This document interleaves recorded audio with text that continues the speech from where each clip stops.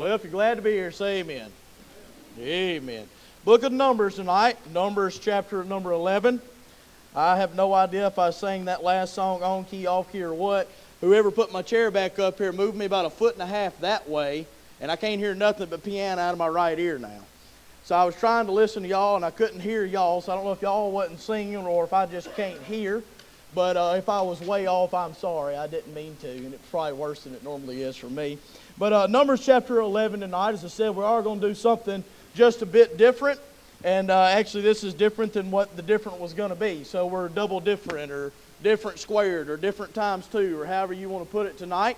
But the Lord has laid this on me as I was studying and looking at it, and it still goes along with what He's previously wanting me to do. So we're just going to be obedient to Him tonight in Numbers chapter number 11. Now, let me refresh real quick. Genesis, we know creation. We know Exodus, they've exited Egypt there. We know in the book of Leviticus that they get the law. And then the book of Numbers and numbers of them die in the wilderness. Okay, that's how you can remember that. And then Deuteronomy, he's going to reteach all of the people because they've died off in the book of Numbers. But here we are in the book of Numbers, and we're going around in the wilderness, and we're going and wandering around and trying to figure everything out, and they can't find nothing, and they keep messing up, and they keep griping and complaining to the Lord. And the same thing is going here in chapter number 11. Chapter 11, verse number 1. What's that Brother Curtis said? If you're accustomed to standing around here, don't just stay seated. Isn't that what he was doing? I need to quit quoting him. That's going to get me in trouble. Verse number 1, and when the people complained, they were Baptists, it displeased the Lord, and the Lord heard it, and His anger was kindled. And the fire of the Lord burnt among them and consumed them that were in the uttermost parts of the camp. And the people cried unto Moses, and when Moses prayed unto the Lord, the fire was quenched. And he called the name of the place to Beulah, because the fire of the Lord burnt among them. And the mixed multitude that was among them fell a-lusting. And the children of Israel also wept again and said, who shall give us flesh to eat? We remember the fish, which we did eat in Egypt freely, the cucumbers, and the melons, and the leeks, and the onions, and the garlic. That sounds good, don't it? None of that really tickle my fancy. But they're remembering some things. And I'd like to preach to you just a moment, and then we'll move just a hair further in the text. But I want to preach real quick about these people here. And I want you to see in quickly tonight, they seem to have a selective diet. A selective diet. You see, these people are falling people. It says in verse number 4, they have failed a-lusting. They have fallen into this same pattern over and over and over again. They have fallen away from God at that point. They're going after the things of the world. They're going after the strange gods around them. They're going after what everybody else has got. They're falling people. And then they wept again, and you'll find that they're famished people as well. It says, who shall give us flesh to eat? They're starving to death. They're so very hungry.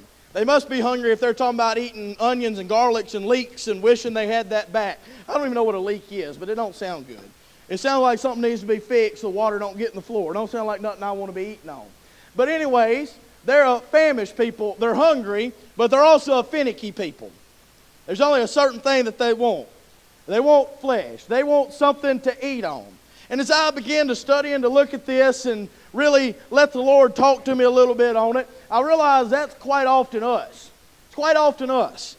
Let me ask you this question. In all the time that they have been struggling and they have been wandering in the wilderness, has the Lord ever let them go hungry? Not a time. Has He ever let them go thirsty? Not a time. He has always provided their needs. He has always been good to them. As a matter of fact, at this point in time, He is already feeding them with manna from above. You'll find it in Exodus 16 when manna begins to start falling. Numbers is after Exodus, by the way. So they've been eating on the manna. They have been eating good, so to speak. But now all of a sudden, what God has given to them is not good enough. It's not good enough to have the manna anymore. Now all of a sudden we want flesh. We want something different. They've begun to look around at those around them and want everything that everybody else has got instead of what God has provided. Instead of what God has given them here in the text. They're a finicky people. But not only a selective diet to where only a certain thing is going to work, but I believe they have selective memory as well. It says in verse 5, we remember the fish which we did eat in Egypt freely. There's a problem with that word there. What were they when they were in Egypt? Slaves. They were in bondage. They were remembering their time out there in the way that they wanted to remember it. Now let me ask you this question, see if our memories are good. The picture of the children of Israel being pulled out of Egypt, exiting out of Egypt, is a great picture of what in today's time? It's a picture of salvation, being pulled out of the world. Sin, Egypt is oftentimes used as a picture of the world, as a picture of sin. Being pulled out of that has got to be a picture of salvation. Brother Easton, I thought that's what the Promised Land was. No. Promised Land is a picture of victorious Christian living. If it was just a picture of heaven, like a lot of people want to call it, then there wouldn't be any sin, there wouldn't be any mess-ups, there wouldn't be any adultery, there wouldn't be none of that, but we find the Promised Land is still slap full of it. So you have the time of the Exodus when they're wandering through the wilderness, as I've preached this before and preached through these texts. The way that I preach it and the way that it's interpreted there, the way you can apply it, I guess, to your life, is people that have been saved and now they're trying to figure out how to live victoriously as a Christian. They're trying to get to the Promised Land. They're trying to get to the place where they know they can be. So they're going through that, and when they have gone through this wilderness, they're beginning to remember back the times that they were still in bondage in Egypt. If I could picture it to you this way, that's an individual that's saved, but all they want to do is think about the good old days when they were living it up in the world and doing whatever they wanted to do, and we seem to look back on that with fond memories. A lot of times I've heard many Christians look back at the good times they used to have and the buddies they used to have and the parties they used to go to, the sin they used to chase, the things that they allowed themselves to be caught up into, and they look back with some fondness to it, like they've enjoyed it, and I would go to say they are misremembering it. They're misremembering it. Now, I've been around plenty of people, and I'm sure you have as well, who like to tell the story, and y'all forgive me for my carnality here, who like to tell the story of when they got drunk as a skunk and all the good times that they had and how wonderful that party was. But they tell you about all the stuff that they did, all the things they got into, but the story cuts off before the next morning. Y'all ever notice that? Because the next morning when they're puking their guts up and their head is splitting and they're in that hangover and things are miserable to them, it ain't no fun no more, right? They don't want to remember the bad times where they had to pay for it. They just want to remember when they was having fun.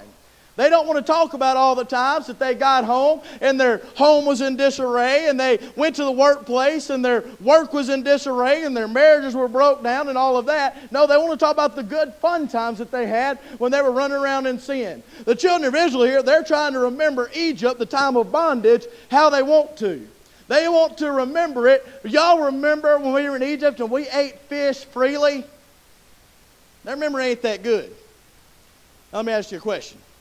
Does anybody remember a time when the Bible is talking about them in the land of Egypt ever getting to go and get fish and eat it? Anybody remember that? I don't remember any verses in the Bible. And I'm just shooting this from the cuff now. Y'all forgive me if I've missed one. I don't know it all.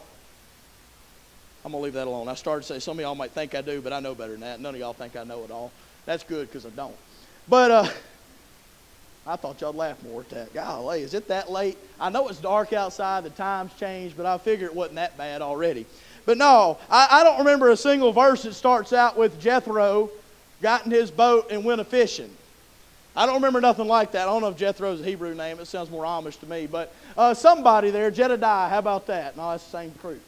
Golly, I need to come up with some better names there. Anyways, Moses and Aaron, it never talks about them getting in their boat and going fishing and having a right old time there. But what does it say about them? It talks about how they went and they began to complain. And Pharaoh says, well, if you got time to complain, then that means you ain't working enough. We're not going to give you straw anymore to make you bricks. Go cut your own straw. And we expect you to make the same amount of bricks that you've always been making. We don't hear any of their good stories of where they're going and they're eating fish freely. No, we just hear about them laboring. We just hear about them being slaves. We just hear about them when they're in bondage. We don't hear about any of the good times, but they have a selective memory of the way things were back then. They believed that they were free, but they weren't free. We know they were slaves. They were in bondage. They remember this food, they remember this freedom, and they seem to have forgotten all about their forced labor. They had selective diet, they had a selective memory, and I'd like to say they have selective vision as well. Here's where I really wanted to get to tonight. Verse number 5, they're talking about all the things that they used to have. All the good stuff that they did have in Egypt that I don't ever remember them having in Egypt. I think they made it up. But they're talking about all the stuff that they ate freely that we have no account of them getting. But then in verse number 6, but now our soul is dried away. There is nothing at all besides this manna before our eyes. Fields of nothing. They said there's nothing at all. When I look up, I don't see nothing that I want. When I look up, I don't see the fish. I don't see the garlic. I don't see the leeks. I don't see the onion. I don't see anything that I used to be able to get. I don't see anything that I want. I see a big old field full of nothing. But we know if you read your Bible, it's not really a field of nothing. It says when they look up here in verse 6, there is nothing at all beside this manna before our eyes. What in the world is manna? Manna is nothing but the blessing and provision of God in their lives. Can you imagine getting to the point in your Christian life where you look up and you can't see anything at all, but yet you're having to step over God's blessings in your life to get through your field of nothing? Because that's what's happening in the text. That's what's going on. These individuals have woke up. They've been eating on this stuff for 40 years. Go read your Bible. They've been eating it for 40 years. It says it in Exodus 16, if memory serves. 40 years they have been eating on manna. Y'all remember how manna got there? God didn't send them a Beulah cookbook and tell them to cook it themselves. When the dew fell, boom, that stuff was there on the ground. They went out every morning and they picked up as much as they needed to eat, and it was there day in and day out, over and over and over and over again. They never had to worry about their next meal. They never had to worry about nothing because the manna was always there. It was provided just for them. Matter of fact, you know why they called it manna? Because it was unlike anything they'd ever had. Why? Because God made it just for that purpose, just for them. It was grace that wasn't taken from somebody over here and recycled and given to the children of Israel. He made it specially for them. He said, I'm going to take care of my people. It's the only time that manna has ever existed. The recipe has been lost. God took it back. There is nobody else that can make manna. There's no other place on earth that has manna. There's no other group of people that have manna. It's just them. God did that just for them. And now, they woke up. They're thinking back to their days in bondage when things were bad and they want to tell themselves they were good. I never did understand that. Every time they'd be like, oh, would be to God that you had just left us in Egypt. At least there was graves there. We're going to die out here and not even get buried. Y'all remember all them texts? Or am I just preaching to nobody tonight? Nobody remember that? You remember they're like, oh, I wish I was back in Egypt. I've never got up and said, I wish I could go back to a place that beat me day in and day out. I wish I could go back to a place where I got to work all day long for somebody else. I wish I could go back to a place where they don't like me. As a matter of fact, they hate me. I just wish I could go back to a place like that. Nobody's saying that. It makes no sense, but that's what the children of Israel have done. They have woke up and they said, God, we're sick and tired of it. We're done with this thing. We're done with manna. We look around and there's nothing that I want. And I wonder if God looked at them and said, that manna was custom made just for you. It's something that I've given nobody else. It's something that will never exist again on this earth. And you said, I see nothing besides this manna. Can you imagine that? On their quest for what they're desiring, the flesh that they're looking after, they're getting up and they're kicking manna out of the way and they're trying to get out through the fields and like, I wish this stinking manna would get out of my way. Can you imagine getting to the point in time in your life where all you can wish and all you think about is if God would get His blessings out of your way? That's pretty tough right there, ain't it? That's pretty tough. It's amazing in the last 2 to 3 years, there's been so many tornadoes that have come close to the house. And they hadn't really done a lot of damage outside, but there's been a bunch of damage in the house. And they're F4 tornadoes, 2 feet and 2 hands, and blonde curly hair. And they come through the house. And it don't matter how long Sue cleans. It don't matter how long I clean. It don't matter how many times I threaten her. It don't matter. There's going to be toys in the floor. There's going to be clean clothes that were on the couch that Mama just got done folding. And we decided to get on the back of the couch and belly flop right on top of them, and all of them go scattered everywhere. And I get to the house, and I catch myself from time to time trying to walk through and get to something, and Darden's toys have been pulled out. And I have this thought. To me, it looks like I ought to take 3 steps back and 2 to the left, and I ought to just be like, ready, and just, boom, and just kick that dude as hard as I can just to see what happens. Because it's in my way. And I began to sit there and think about that on this afternoon. And I'm like, I wish that stuff would just get out of my way, but at the same time, I'm sitting here thinking, Lord, I sure am glad that I've got a little girl that's got all this. I sure am glad that toy might be in my way, but it's really a blessing. It's really a blessing that I got a little one that wants those toys. It's really a blessing that not only do I have a little one that wants the toys, but I've had people in my life to give her those toys. We've had people at the church that have showed up and brought us a big old tea set off of Beauty and the Beast. Had the little card, had the little talking cup, which it didn't actually talk, but it looked like it talked. Had all that stuff on there. And they're giving it to me and they're so excited, and I'm smiling on my face, but I'm sitting there thinking, I'm going to fall over this at least twice. I'm going to have to go around and find all the pieces of this thing. And as I walk through my house, I'm sitting here thinking, get out of my way. But it's the blessings of God. Over and over and over again. The children of Israel have got up. They've looked at the blessings of God, His goodness to them, exactly what they needed. Y'all remember this? Just about to bring it home real quick. Why did God send them manna? Because they complained and asked for something to eat. So what they're really doing is they're fussing that God answered a prayer. How about that? They're fussing about the manna that was an answered prayer that they prayed for 40 years ago. And now that's what we're fussing about, because what God has given them is no longer enough. When we get to the point in our lives where what God has given us is not enough, we're in a very bad place. We are in such a bad place. See, we can look here at the children of Israel that are complaining about manna. Doesn't make no sense. I never would have thought of that. They're complaining about manna, the answer to their prayer, God's blessings for them. The fields are full of God's goodness, and all we can do is complain about it and say it's not enough. There's nothing here, Lord. There's nothing here that I want. What they're really saying is Lord, all you've done for me so far is not enough. I need something else. Who's that sound like? Each and every one of us. Each and every one of us in God's house. Lord, we're stepping over blessings. And half the time we wish these blessings would get out of our way because they're in the way of us getting what we really want. I begin to think over this, and I've got some things just jotted down here in my Bible, down to the side. What this is, it's God's goodness that has been overlooked. And I wrote down some things that we often overlook.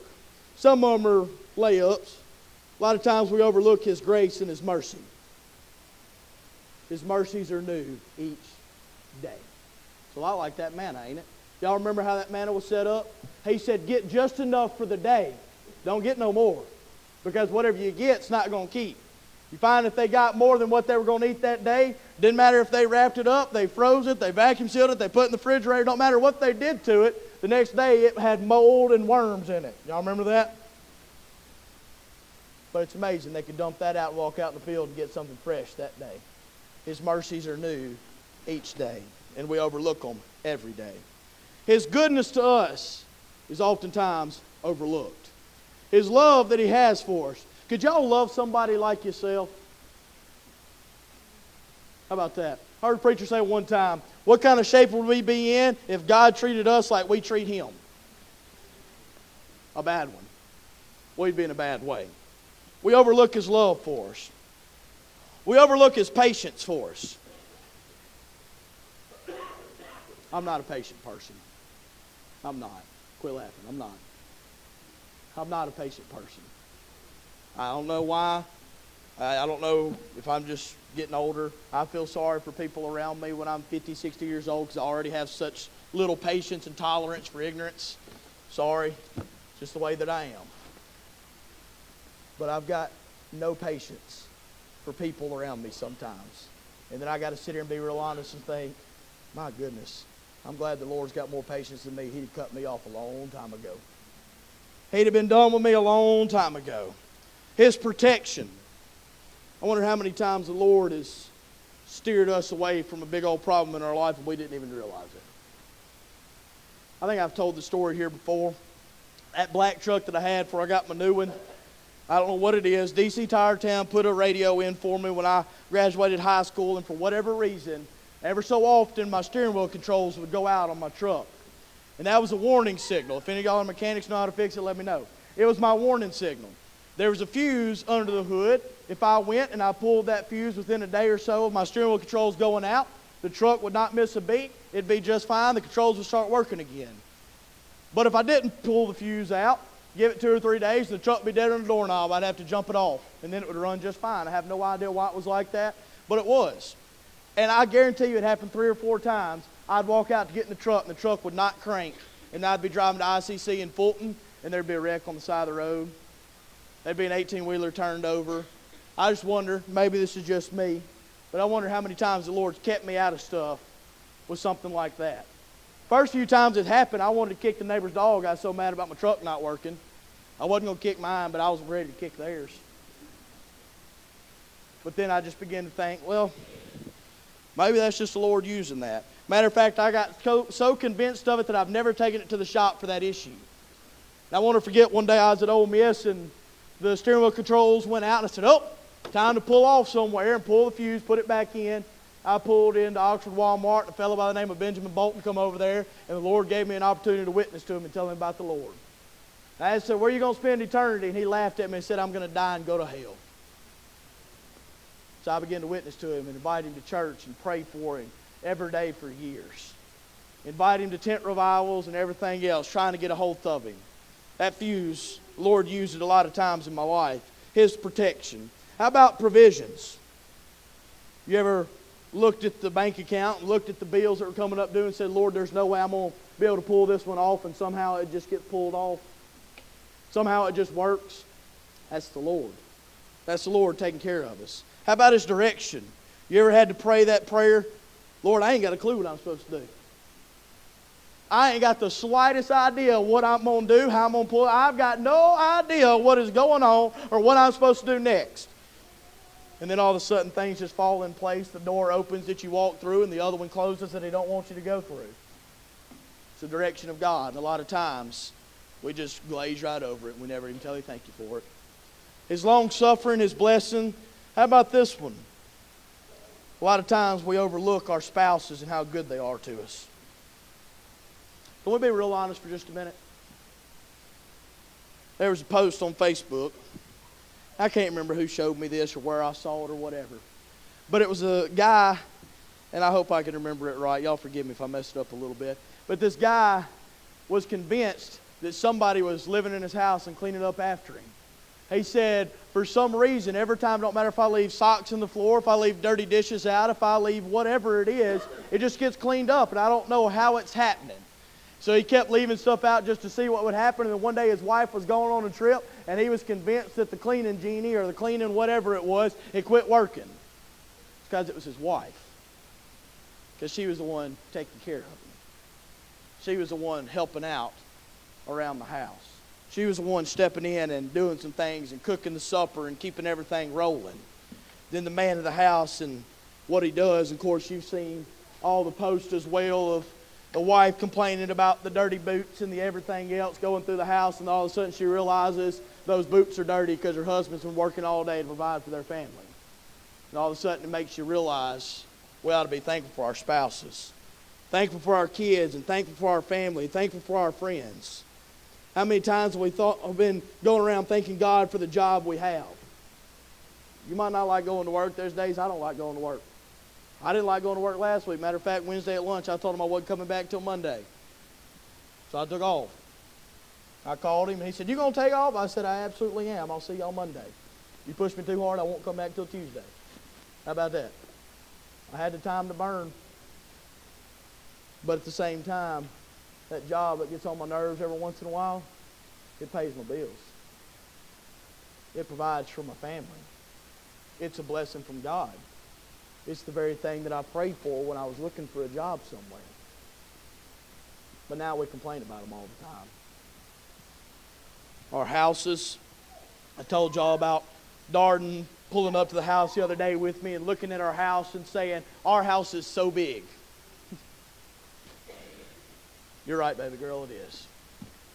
It is, and I'm glad that God's given it to us. If we get to the point where we quit looking and imagining the world the way that the children of Israel were imagining Egypt, trying to make it fit our narrative of it, and realize how good we really got it, things would be different for us. Our clothes, I would just venture to say that every single one of us in this room could go home right now and we could fill a garbage bag slap full of clothes that we haven't worn in the last 3 weeks. I'm just speaking from experience at our house. When we've got 2 plastic totes that Sue said these need to go to Goodwill or Salvation Army or whatever, we're trying to just find somewhere else to put it because there's too many blessings in our life we can't even contain them all. That's how good God's been to us. Our cars, our hobbies. How about this? Maybe this will bring it home for you.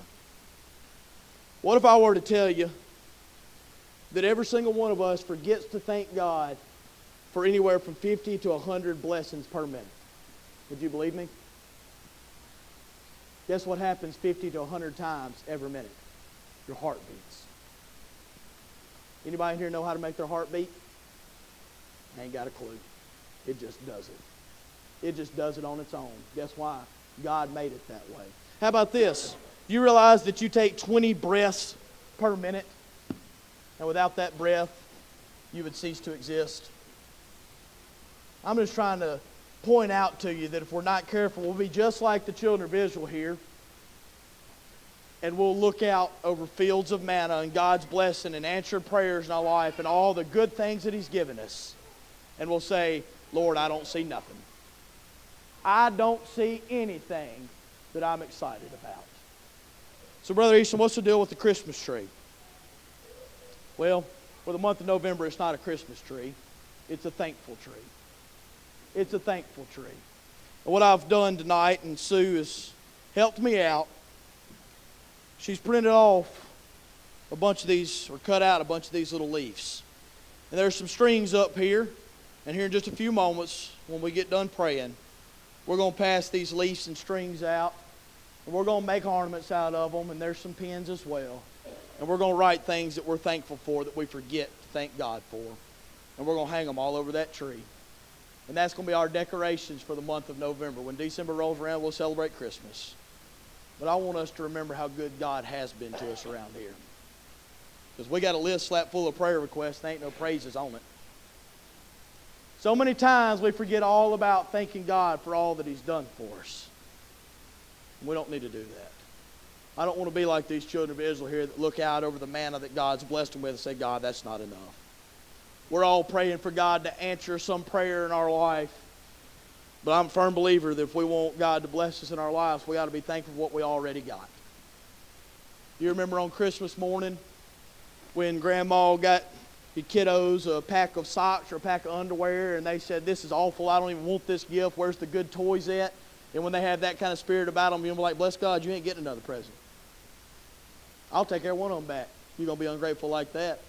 Surely I'm not the only mean parent in here that's ever had that same thought. Y'all just being too high and mighty tonight to admit to it. We've all had that thought. Why? If you're going to be ungrateful for the little, you don't deserve a lot. I don't want Beulah to be one of those churches that's ungrateful for the little, because our eyes are so fixated on something big. So what I'd like for us to do tonight is, Miss Cheryl, would you mind coming to play for us? We're just going to play a minute here, and I'd like for everybody to just bow their heads. And we're just going to spend a little bit of time in prayer asking the Lord to show us some things in our life that we have failed to thank Him for. And really get in the spirit of thanksgiving that this month is so much about. And after we get done praying here in a moment, I'm going to get some help and we'll hand these leaves out.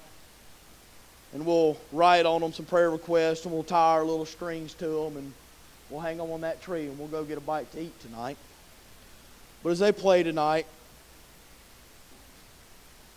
pray that the Lord would show you something big. And I'm not talking about the stuff that we all think about all the time. I mean, that's so easy. I could ask everybody in the church, raise your hand, tell me something you're thankful about. Somebody's going to say salvation. Somebody's going to say my family. Somebody's going to say my church. Let's be thankful for more than just the big three here. Let's be thankful for every little, tiny, small thing that the Lord has done for us. Because if we're not thankful for the little, we don't deserve the lot.